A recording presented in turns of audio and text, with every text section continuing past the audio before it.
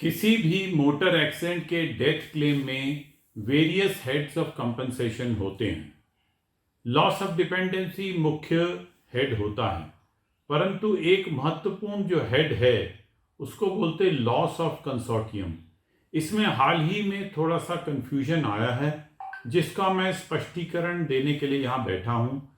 ये कंफ्यूजन इसलिए है क्योंकि सुप्रीम कोर्ट की एक judgment CA number 2410-2416/2012 Shriram GIC versus Bhagat Singh Rawat निर्णीत दिनांक 27/3/2023 में एक वाक्य आया है, the amount in terms of Pranay Sethi's case supra are ₹50,000 and ₹40,000 respectively under the two heads, that is loss of love and affection and loss of consortium, and that should be the total amount payable.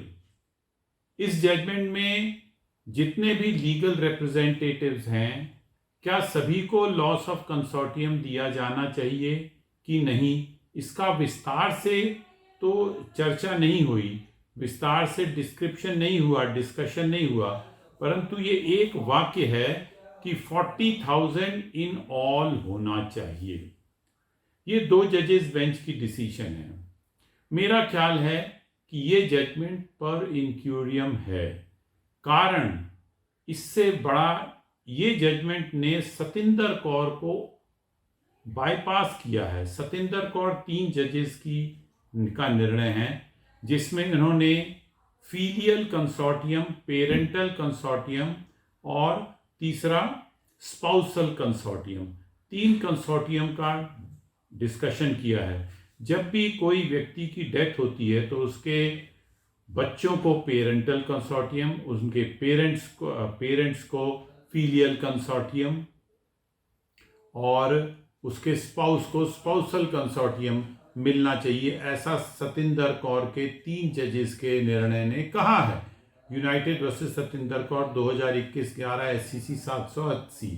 परंतु इस सतिंदर कौर को ignore Shriram ने इसलिए मारा, Shriram GIC versus Bhagat Singh Rawat ने इसलिए ignore मारा क्योंकि भगत सिंह रावत वाले केस का कहना है कि प्रणय सेठी 5 जजेस बेंच है, उसमें तो सिर्फ टोटल 40,000 ही बोला गया है अगेंस्ट लॉस ऑफ कंसोर्टियम, और ये 40,000 स्पाउस को मिलेगा, स्पाउसल कंसोर्टियम के अलावा और कुछ नहीं होता।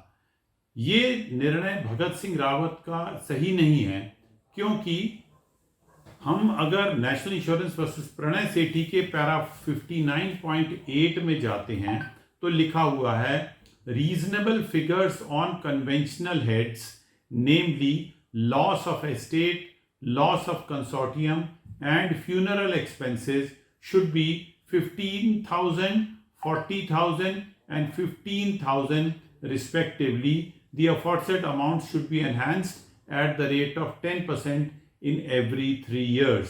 तो डेट ऑफ डिसीजन 31/10/17 है, हर 3 वर्षों में 40 का 44 हो जाएगा, इस प्रकार 10% बढ़ता जाएगा। अब ये 59.8 की जो पैराग्राफ है प्रणय सेठी का, इसमें ये कहीं नहीं कहा कि ये लॉस ऑफ कंसोर्टियम सिर्फ स्पाउसल कंसोर्टियम है, और वो 3 type of consortium Satinder Kaur ने डिस्कस किए, जो कि 3 जजेस बेंच डिसीजन है, और भगत सिंह रावत ने ये बात को नहीं प्रॉपरली अप्रिशिएट किया है। इसलिए भगत सिंह रावत को अभी हाल ही में जस्टिस विवेक अग्रवाल ने भी सतिंदर कौर को फॉलो करते हुए भगत सिंह रावत वाले केस को फॉलो नहीं किया, MA 5259 ऑफ 2023। तो मेरा ये कहना सभी को स्पष्ट है, जब भी कोई डेथ होती है तो बच्चों को भी लॉस ऑफ कंसोर्टियम मिलता है, पेरेंट्स को भी मिलता है, स्पाउस को भी मिलता है। जितने भी लीगल रिप्रेजेंटेटिव्स हैं सबको एट द रेट ऑफ 40,000 पर लीगल रिप्रेजेंटेटिव कंसोर्टियम मिलेगा।